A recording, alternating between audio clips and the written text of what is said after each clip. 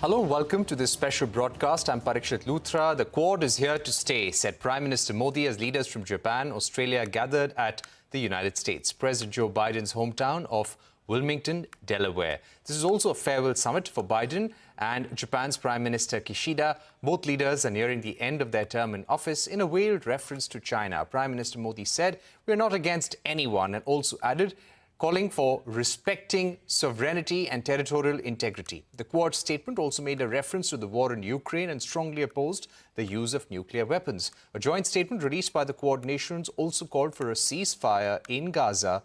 The four nations also agreed to launch initiatives to increase security cooperation, build resilient ports, form a semiconductor supply chain network, along with a cancer moonshot initiative. President Biden also hosted Prime Minister Modi at a bilateral summit. In a joint statement, both US and India called their alliance the defining partnership of the 21st century. Both leaders hailed agreements to establish partnership in manufacturing semiconductors and strengthening scientific research in space, along with clean energy being a big focus. Prime Minister Modi is now in New York. Here he will attend a diaspora event and address the United Nations General Assembly. Here is the Prime Minister making his opening remarks at the Quad Summit. Free, open, inclusive और prosperous Indo Pacific हमारी साझा प्राथमिकता और साझा प्रतिबद्धता है। हमने मिलकर health security, critical and emerging technologies, climate change, capacity building जैसे क्षेत्रों में कई सकारात्मक और समावेशी इनिशिएटिव लिए हैं। हमारा मैसेज साफ है, Quad is here to stay. Joining me now to take this discussion forward is Arun Singh, former ambassador to the United States, Pramit Pal Chaudhuri, head of South Asia for Eurasia Group, and Manjeet Kripalani, executive director at the Gateway House. Ambassador Arun Singh, if I were to begin with you, give us a sense of what you felt about the bilateral meeting between Prime Minister Modi and President Biden. What I found very important from the economy point of view was the joint statement that both sides issued on clean energy, saying that they are ready to elevate their technology, also financial cooperation when it comes to clean energy manufacturing in India. And both sides will work towards garnering $1 billion towards this initiative. Having said that, what do you think will be Biden's legacy vis-a-vis relations with India?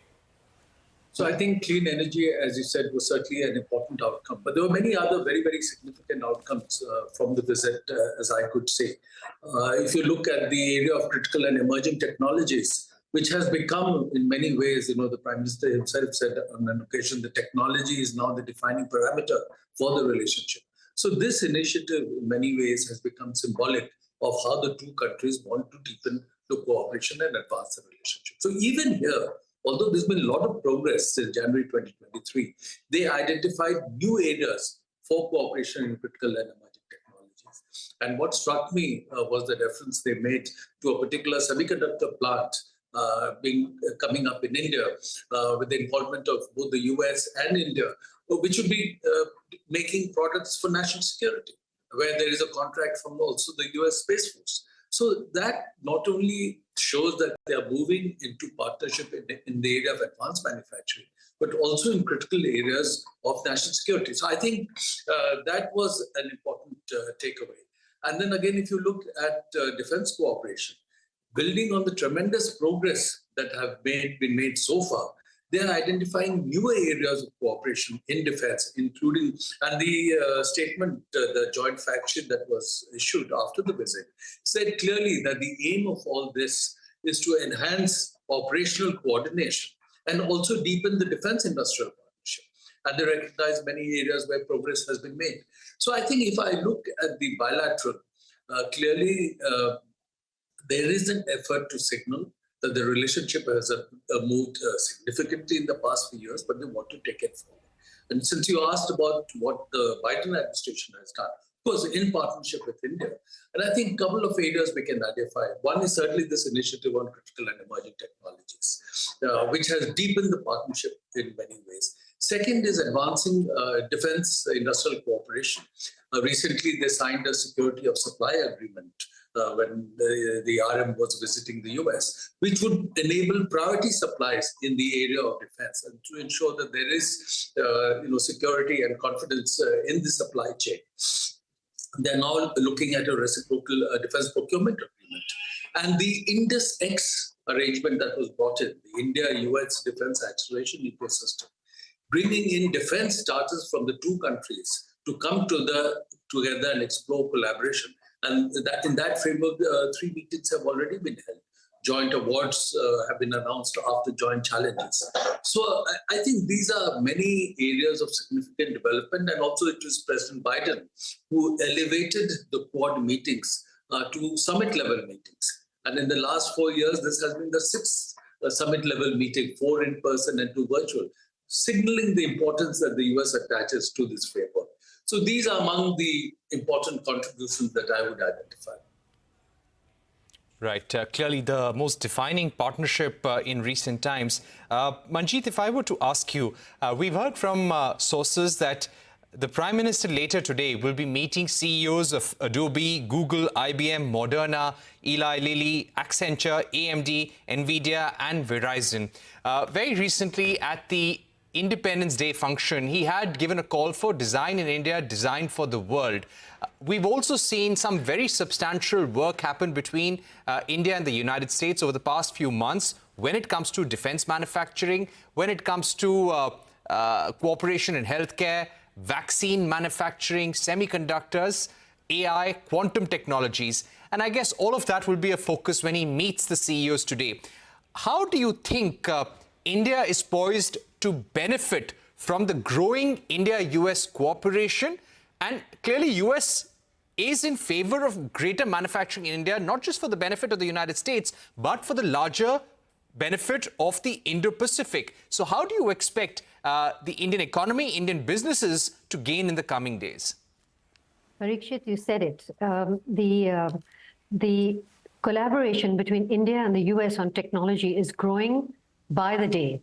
And this has been based on the fact that our IT companies in the software world, although they haven't done that much for India, they've certainly done a lot for the US. They are a trusted partner. So we have to remember that the base of trust is already very strong.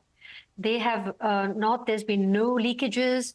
There have been no problems at all over now the last 2 or 3 decades since the Y2K incident. And so we are already a trusted partner, and getting the hardware going with chips, etc., is a natural corollary to India becoming the China +1. We really are that country that can be trusted. Now, about 30 years ago, we did try and build chips. There were a lot of Indian NRIs that came in, tried to do it, but we had all kinds of issues, security, land, water. Now these issues are going to start being addressed, and we do have a government and Indian companies that are willing to make the effort to make it happen. In terms of all the CEOs that the PM is going to meet, a lot of these, they're of Indian origin. And it has been very clear that they haven't necessarily over the years sided with India over any other country. So these two are trusted partners. They will be looking at India as just another really good investment. I think that we're going to see, this is going to be the growth of what India needed a long time ago, which is software plus hardware. So we can look forward to it, and we will be a China +1 option for the US. So we can expect some of this to benefit India domestically, as we've seen happen in China too. Right. Pramit, the Quad has always maintained that this is not a security alliance, it's not a military alliance, it's not aimed against anyone. But do you think for the first time the Quad has taken on the Chinese threat in the Indo-Pacific in South China Sea head-on by launching a maritime initiative for training in the Indo-Pacific, which will also include an observer mission, coordination between coast guards of different countries for 2025. Do you think that there is more direct military and security engagement now in the Quad? I think that has been a creeping element of the Quad since its inception or its resurrection as a technology partnership. Remember, even on the humanitarian assistance and disaster relief segment, it was largely military engagements that were taking place, even if it was under the guise, if you wish, of humanitarian missions. But yes, they're becoming more and more open. The fact that while they will not mention China, they speak of countries that do not follow or do not abide by the rules of international law and so on. And of course, defending the freedom of the seas, again, a phrase designed to talk of basically refer to China.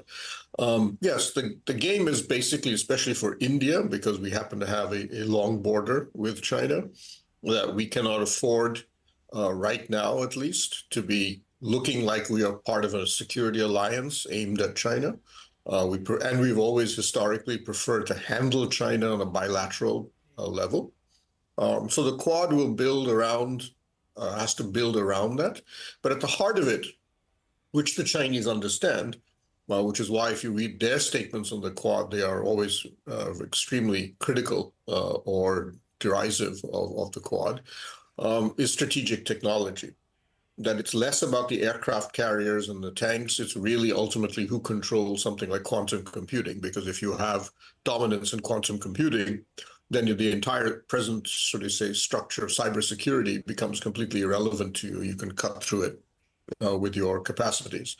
The same is true for semiconductors and so on. So this attempts to handle the security element right now through economic and particularly through technology. And all of the Global South initiatives on vaccines and now cancer, for example, or digital public infrastructure are designed to undermine China. There's a reason why China is not considered a country that the Quad would consider engaging with. But yes, I think we're going to see that happen more and more. Now you see the Coast Guards, we've seen, I would suspect in the future, and I would give it in the next couple of years, the Malabar exercises, which is anyway just Quad members, though officially not aligned with the Quad, would become more openly associated as a Quad naval exercise. And we'll see further such actions. Right. Clearly, we will see more security cooperation in the days to come. Ambassador Arun Singh, if I were to ask you about the Cancer Moonshot Initiative, how significant is this going to be? India is going to put on the table $7.5 million worth of HPV sampling testing kits, also cervical cancer vaccines. 40 million doses will be provided by Serum through Gavi. How do you think this is going to be helping India emerging as a pharmacy for the Indo Pacific? We've always been called the pharmacy for the world, but when it comes to supporting Indo Pacific in reducing the burden of cervical cancer, how important is this Quad initiative which has been launched? It is certainly a very important initiative, and as you saw, a separate statement was issued on this. There are many dimensions. One, of course, that President Biden himself has attached a lot of importance to work related to cancer research because his own son had died from cancer. And since then, he's been pushing for this Cancer Moonshot initiative in the US and through allies and partners. So that's one dimension. And again, this is a disease from which a lot of people are dying. So whatever can be done to advance research.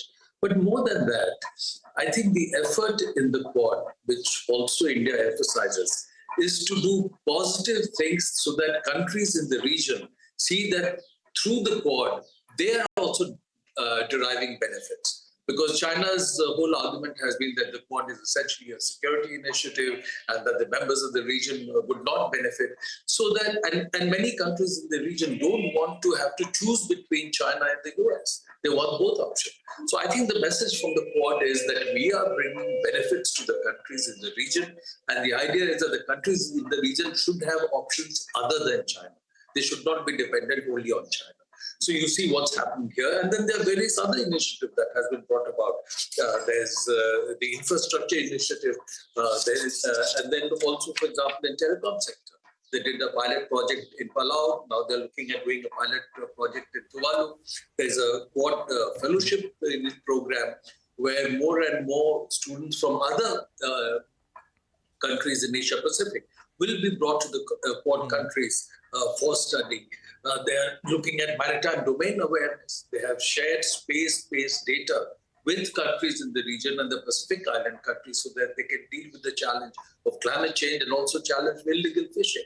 So this is part of that effort that Quad, through its partnerships, is bringing positive benefits to the countries in the region. Right. Manjeet, I'd like to speak about clean energy once again. John Podesta was here, and it seems that the clean energy agreement that has been signed between India and the United States to elevate the partnership in clean energy manufacturing from EV batteries to ingots to critical minerals, it is a comprehensive partnership. Now, as per the Quad statement, India's contribution to clean energy in the Indo Pacific will be an investment of $2 million in setting up new solar projects in Fiji, Comoros, Madagascar and Seychelles. How important is this going to be in terms of India's contribution to the Indo Pacific and the larger Quad cooperation to boost the clean energy supply chain in the region? Parikshit, this is good. India has started the Solar Alliance, the International Solar Alliance. So we're founding country of that. So it seems natural that we should be able to take forward the solar part of the clean energy. However, I'm not sure that the Quad can really fulfill some of its clean energy goals because we can see what's happening in the world. Clean energy is because of the fossil fuels, the situation in Russia. Countries are going back to using fossil fuels, which, by the way, are quite clean. So I'm not sure how much this is going to work with the Quad. India should really definitely do more than solar. We can certainly put in the software for the technologies, but this is the good way for us to get into the Indo-Pacific, into countries that, for which we have a strategic interest like Fiji, etc. And we should build on that. I think it's a good base. Right. We're going to take a short break at this point, but when we return, we're going to speak about IPEF, the Indo-Pacific Economic Framework. India has not acceded to the trade pillar, but they have acceded to other elements of the IPEF. How does this Quad summit take the cooperation forward? We'll come to that in just a bit. Don't go anywhere. We'll be right back.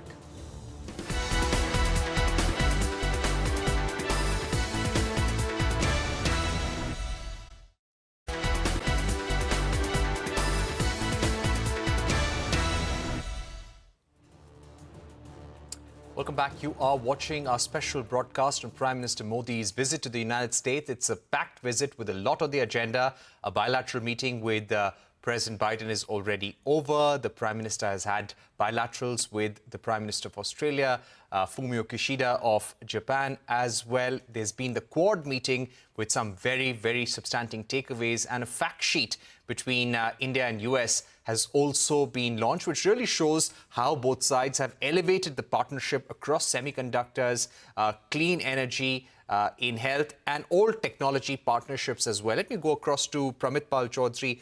Now, Pramit, if we were to see the Quad statement once again, it speaks about ports of the future, getting our ports ready in the Indo-Pacific, to making sure that they are upgraded to accommodate ships in the region, and better logistics connectivity between the Indo-Pacific nations as well. How do you think this strengthens the IPEF message? See, the maritime segment, I would argue, is one of the most important elements of this Quad summit, and even to some degree previous ones. But there are a number of elements to this, but it all flows from the fact that China's domination of supply chains in almost every advanced industrial sector is a matter of concern, obviously, for all these countries. But it's not just a question that China dominates making, let's say, solar modules or batteries for EVs. It's also the fact that they control, for example, container manufacturing. All these containers that are used to ship products all around the world are a virtual Chinese monopoly. Right now in India, for example, our exports are under question, are sinking a bit because we don't have enough containers, because China has booked over something like 80,000 containers over the next 6 months and just said nobody else gets them. And then the ports are a similar story. We have known for a while, whether it's Hambantota or various other places, that Chinese build, own, and try to own strategic ports across the world. But we, in the Quad countries, have the capacity, we just never thought this was an important issue, to start doing something about that. So on the maritime side, on a whole set of fronts, we're going to see not just the naval segment, but whether it's maritime domain awareness, so we actually know what's going on the ground, developing port infrastructure, especially in other parts of the world, but also developing it even in India. And on a whole host of other issues, we need to be able to build resilient supply chains. The IPEF, for example, has a supply chain. As you've noticed, the Japanese launched a supply chain initiative. America had an IPEF supply chain pillar. India's been looking at a lot of this on a purely national level.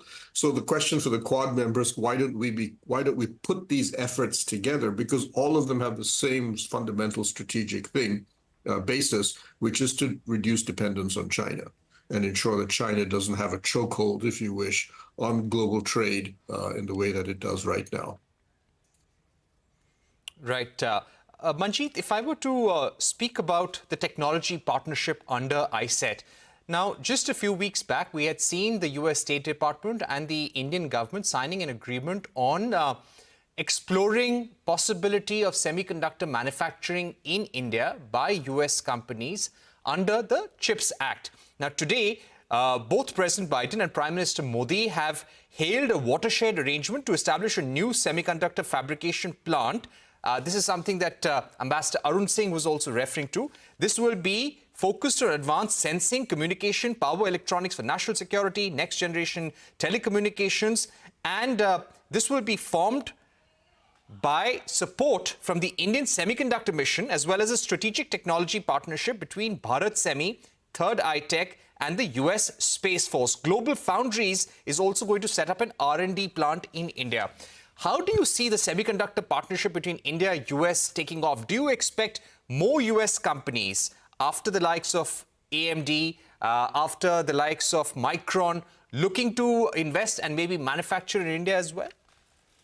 Parikshit, this is the most important part of the India-US bilateral, and it will also have its spillover into the Quad. This, I can't tell you how important this is. Our previous ambassador, Manjeet Singh, had a lot to do with this. He really helped to build this out. The thing about ISET and technologies is that technologies are not just civilian, they're also defense. So it works in terms of, it's both industry and it's war. So you can see what happened in the Lebanon incident. So it goes into weapon systems, it goes into phones, and it goes into toasters. Having India, the US openness to sharing this technology with India is really a fantastic thing for India. We need to have it. This is going to help us. We already have a deep engagement with defense. This is now going to bring the civilian and the defense together. I think that we will see more American companies. We'll certainly see more venture capital also coming into this area. So we will find Indian companies that have now been growing under the Indian system of being independent. Indian startups are starting to look at what is going on in US policy very closely. So this is going to be a blossoming of technology, and it is necessary. It's a way of the US also ensuring that we're on their side when it comes to defense, not just Russia, but they do trust us, and I think that's a great thing. Just one last thing on trade. We did, to refer to your previous question, on trade, it is very important to note that the trade conversations are still on goods. Really, we have to bring in the digital into it. There's not much discussion on this. And once the digital and the services become part of the IPEF trade platform, that's when India starts to come into play. because we do have something to offer there. Right. My final set of questions, Pramit, if I were to ask you about co-production of jet engines, while both sides hailed the progress in India's acquisition of 31 MQ-9B Reaper drones from General Atomics, we don't know what's really causing the hurdle right now when it comes to manufacturing, joint manufacturing of jet engines in India. This must have been discussed. Where do you think the problem lies right now? Well, there have been a number of reasons for the delay. One, it's extremely difficult technology. GE itself as a company underwent a major split. It actually broke into two different companies. And that process sort of slowed down GE's side of development. The Americans then had to change a few thousand regulations because India was unusual in getting extremely sensitive technology, but not being in a military ally of the United States. Then India had a situation about trying to find finding the right partner in India, because in many ways, one of the requirements for getting sensitive American or Western technology is that the Indian partners can't also be partners to Russian military suppliers, which is a problem because many of our companies, especially the defense state-owned enterprises, also operate working with the Russians. So I think all of these hurdles, I believe, are one by one being addressed or have been overcome, and I think we're down to the home stretch on that front. But it's a complicated process. You have to understand the level of technology involved, or the technologies involved, is considerable. In many ways will be, should we say, it's a pioneer in the terms of the type of technologies involved. My only concern is that the congressional waiver that allows India to access this technology will start to run out very soon. I don't think that would necessarily be a problem in terms of getting an extension. You'll notice that the Congress has just launched a Quad caucus, and it's bipartisan. It's one of the few bipartisan things happening in the U.S. Congress right now. But nonetheless, it would be nice to get this done before the waiver ends. Okay, one final question, if I can bring it in with Ambassador Arun Singh. Ambassador Arun Singh, how do you think China is going to react, and what will be key from here onwards in terms of implementing all these initiatives quickly?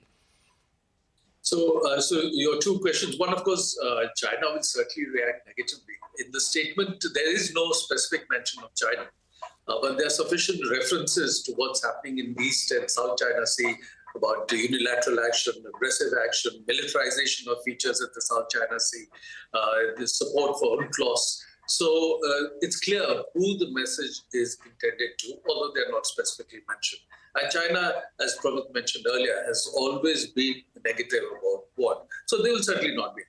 But I think these four countries have come together now in an elevated way since 2021 to say that they have interests in the region and they will work together to protect that. And so aside from the security messaging that they do, the positive areas of cooperation that they have brought into play. So I think that's the... if you just repeat your second question. Sir, I was asking about China and how important would be to implement all of this quickly. No, that would be vital. Because a large number of decisions have been taken, both for Quad in terms of what they will do together, infrastructure, training of people, sharing of information, and bilaterally, because there are a number of areas of cooperation. But I think what's important here is that now the US will be entering into a transition phase to the next administration. So what has been decided here will be important markers for the next administration to look at, especially if the Quad Summit in 2025 is in India, and the US President will come to India for that, and they will want deliverables and outcomes from that visit. All right. Yes, that will be an important visit for sure. Thank you very much, Ambassador Arun Singh, Pramit Pal Chaudhuri, Manjeet Kripalani for joining us on this program. With that, it's a wrap on this special broadcast. News continues on CNBC-TV18. Stay tuned.